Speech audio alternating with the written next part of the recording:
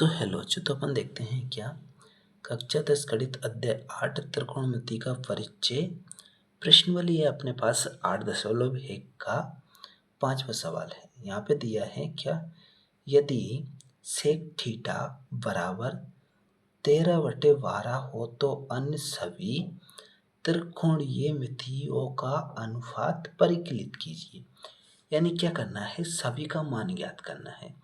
जैसे कि यहाँ पे देखो साइन थीटा और कोस थीटा, जिसके बाद में क्या होता है साइन कोस टेन थीटा, जिसके बाद में क्या होता है कोसेक थीटा, जिसके बाद में सेक थीटा।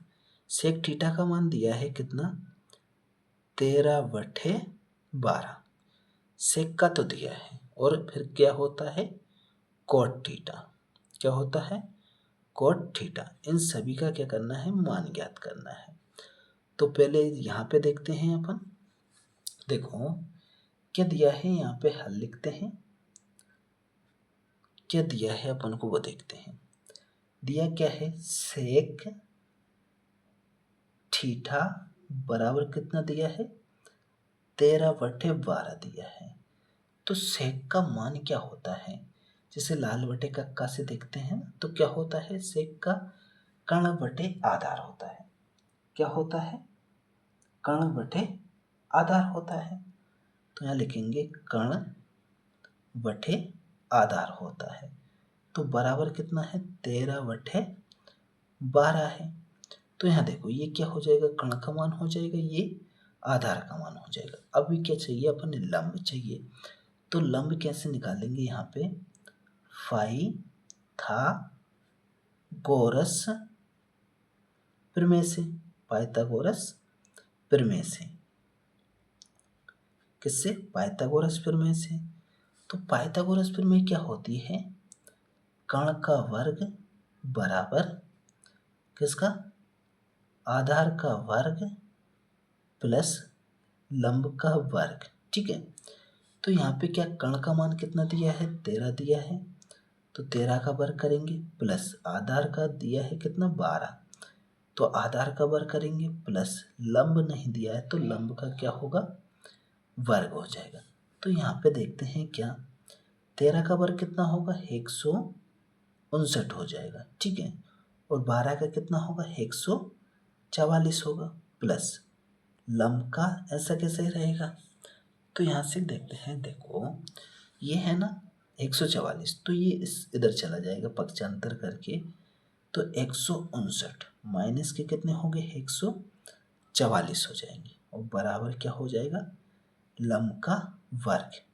अब यहाँ पे देखो लंब का वर्ग बराबर, इसको इधर लिख देते हैं। ठीक है।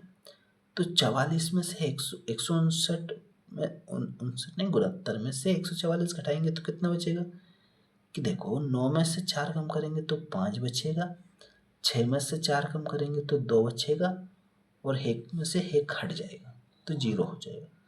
तो लंब का वर्ग यानी कितना आया है 25 आया है। अब इधर भी वर्ग हटेगा तो इधर क्या लग जाएगा 25 के ऊपर रूल लग जाएगा।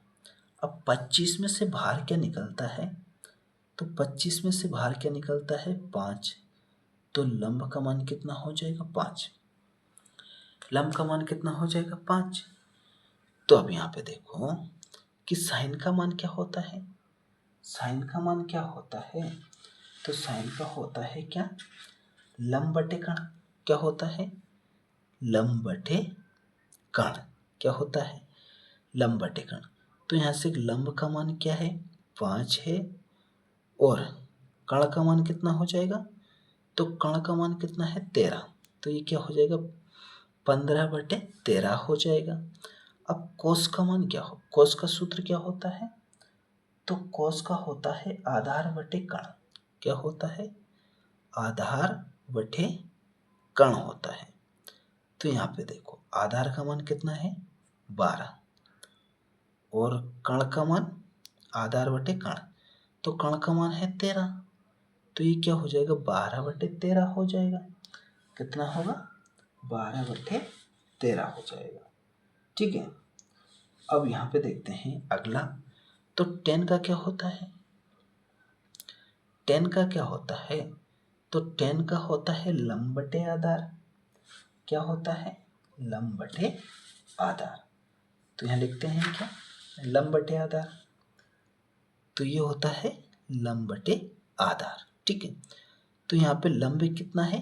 5 है, ये 5 हो जाएगा, और आधार क्या है? 12, तो ये 12 हो जाएगा। अब यहाँ से कोसेक का देखेंगे, तो कोसेक का क्या होता है? कर्ण बटे लंब होता है। क्या होता है? कर्ण बटे लंब।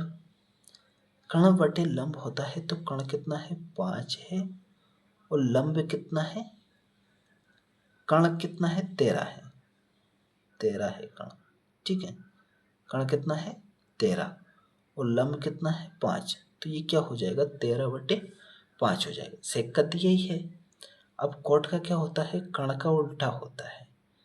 ये हो जाएगा लंब बटे आधार बटे लंब। क्या होगा? कोट का आधार बटे लंब होगा।